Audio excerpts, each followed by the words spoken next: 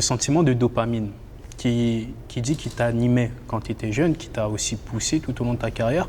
Tout à l'heure, tu me parlais de quand tu as 29 ans, est-ce que c'est quoi? Est-ce qu'il s'atténue? Est-ce que tu apprends à le canaliser? Est-ce que tu veux justement peut-être le transmettre aux autres? Ouais, c'est une excellente question, un excellent point parce que c'est ça, moi je vais être honnête, je ne vais pas le cacher. C'était une année extrêmement difficile dans ma vie, peut-être la plus difficile de ma vie. Après ma dernière saison, déjà je me blesse, en plus en fin de saison, je me déchire au niveau de 1 ou 2 cm ma cuisse. Okay. Donc, Et je reviens, je suis à la recherche de contrat, je trouve pas, beaucoup de frustration, énormément de frustration, beaucoup de questionnements. Des fois t'es même incompris parce que t'es comme, bon, je fais tout ça pour rien. Pour que ça finisse comme ça. J'avais une relation qui était vraiment toxique et vraiment pas saine avec le foot. Je voulais plus rien savoir. Même un match à la télé, j'étais... Après, tu vas aussi chercher cette dopamine, justement, ou ces émotions ailleurs pour essayer de combler un vide que nécessairement tu ne vas pas le combler parce que c'est pas la même chose. Tu peux essayer de faire n'importe quoi ou d'essayer de trouver d'autres activités ou d'autres passe-temps et ça marche juste pas. Donc c'était une année extrêmement difficile. Après, une fois que tu acceptes et que tu vois vraiment ce que tu veux faire, moi je me suis dit, est-ce que je veux continuer à jouer, avoir un contrat juste pour avoir un contrat et dire que oui, je suis en statut, bon, j'ai le statut professionnel, je joue en pro. Mais est-ce qu'il y avait une finalité, est-ce qu'il y avait un suivi, est-ce qu'il y avait un vrai projet pour finir la carrière? Parce qu'on va dire la vérité, je m'approchais plus de la fin de ma carrière que du début. Donc moi je me voyais toujours comme quelqu'un qui va faire les choses avec logique. Je ne veux pas juste faire les choses pour les faire, parce que j'ai une vie aussi à mener. Et je devais penser à cette vie-là. Où je vais en venir que maintenant, j'ai réussi à jongler entre la vie sociale, la vie professionnelle, avec peut-être un nouveau métier ou une carrière qui m'intéresse pour l'instant, et aussi sportive, que ce soit dans le coaching ou que ce soit... là, dis-toi que je joue en semi-pro, j'ai accepté ce challenge, mais c'est à 100% et totalement pour redonner. Ça me fait sentir vivant, ça me fait sentir important, mais pas aux yeux des autres, à mes yeux à moi. Je me dis que j'ai un rôle, je me dis que j'ai un devoir d'arriver, de motiver, et bon, que je joue, que oui, je vais être compétiteur à mort, à la vie. Je vais arriver, je vais toujours vouloir gagner, je vais arriver, je vais toujours marquer des buts. Mais je me dis qu'il y a un autre rôle qui est plus important que ça, c'est de venir, de montrer et de vouloir pousser ces jeunes. Ça, je pense que c'est quelque chose maintenant qui m'anime, honnêtement, à l'intérieur de moi. Et pour l'instant, je suis rendu là. Donc, c'est le vide que j'ai réussi à combler avec ça. Après, comme je t'ai dit, pour revenir à la fin de la carrière, c'était plus pour un statut qu'autre chose. Et je l'ai accepté. Mais ça a été très difficile. C'est très difficile de ne plus avoir ce sentiment quand tu te réveilles le matin, de ce sentiment de compétition, de ce sentiment de bon, je vais aller chercher quelque chose aujourd'hui. Aujourd'hui, à l'entraînement, je dois pousser pour être titulaire à mon match. Et je suis rémunéré à la fin de l'histoire parce que c'est mon métier. Donc c'était quelque chose qui était... Parce que je ne m'en attendais pas. C'est pas quelque chose qui s'est fait graduellement. C'est arrivé en un choc, un instant. J'ai plus de contrat. Séparation avec mes agents. Que aussi c'est des situations que je ne comprenais pas parce que tu es toujours là, tu es toujours disponible à ton meilleur. On vient, même si toi tu aides aussi les autres, parce que ça peut être aussi vice-versa, tu peux aider tes agents, tu peux les aider, tu peux leur donner de la visibilité, tu peux leur présenter d'autres joueurs aussi, qui font en sorte que, bon, après c'est pas une compétition de qui donne le plus et qui donne le moins. C'est pas ça que je suis en train de dire, mais peut-être qu'au moment où tu avais besoin le plus d'aide, ou le plus qu'on te comprenne, il n'y avait plus personne. Mais ça, c'est des contrats non écrits que tu signes avec toi-même au moment où tu prends la décision d'avoir une carrière professionnelle.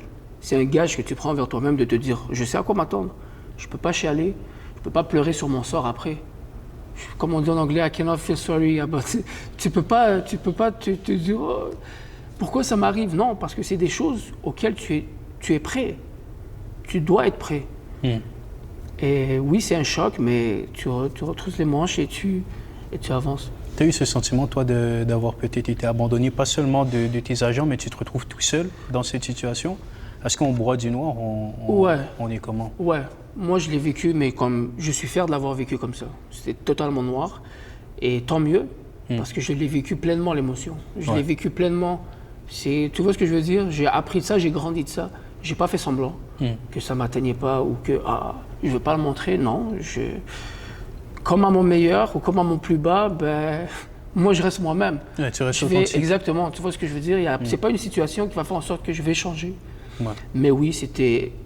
Et comme, encore une fois, que ce soit devant les caméras, que ce soit à mes parents, à mes amis, à mes copines, à mes copains, je vais toujours le dire, c'était quelque chose qui était difficile. Et je pense que les joueurs doivent s'attendre à ça. Par exemple, quand on parle de redonner, moi, si je donne ce message, ben, j'ai envie de leur dire la vérité, que ça va arriver à un moment comme ça. Et que ça fait partie du processus, ça fait partie de la carrière. Après, il y en a que ça finit bien. Comme moi, je me voyais, peut-être finir dans un club avec un autre rôle et tranquillement fin de carrière, mais c'est pas arrivé comme ça, c'est arrivé en tempête. Ouais.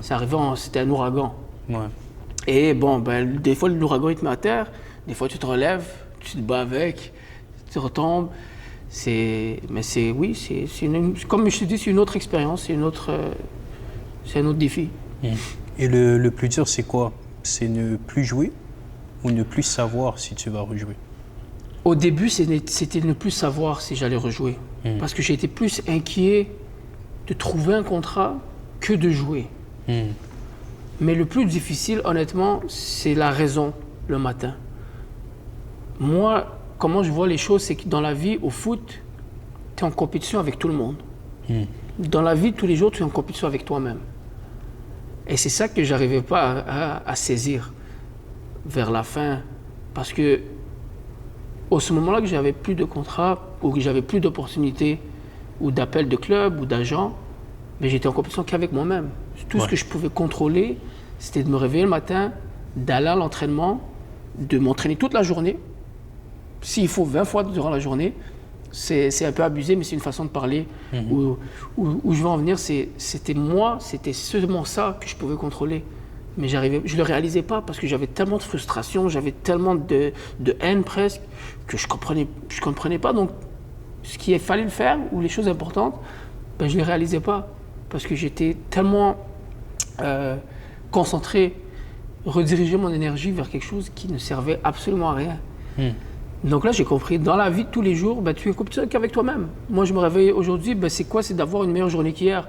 De m'entraîner, de bien manger, de faire mon travail comme il faut, de rester professionnel. Et voilà, quoi, tu vois, de répondre à mon devoir. Mais au foot, tu es en compétition avec les autres. Et moi, c'est ça que j'étais bon, c'était d'être en compétition avec les autres. Tu vois ce que je veux dire? Et c'est là où on revient avec quand tu étais jeune. Exactement. Exactement. Donc, tu arrives dans un club où à l'entraînement, boum, je savais déjà quoi faire. Les patterns, désolé de l'expression en anglais, mais les patterns, je les connaissais déjà. Il fallait que je dorme bien, que je m'hydrate, que je récupère bien, que j'arrive prêt à l'entraînement, concentré, que je travaille fort, boum, je pouvais avoir ma compétition avec les autres, c'était sain, parce que je me sentais bien. Et est-ce que j'allais titulaire au match? C'est tout ce qui était important dans ma tête. Mais quand tu sors de ce monde, il y a d'autres choses. Il y a ta santé mentale, il y a ta santé physique, il y a ton prochain travail, qu'est-ce que tu vas faire? C'était plus ça qui me... j'étais un peu perdu dans la tête, tu vois. Mais il fallait le vivre. Une année ça a duré presque une année. Et j'en suis sorti beaucoup, beaucoup plus grand, beaucoup plus mature. Donc, c'est une page qui a été tournée.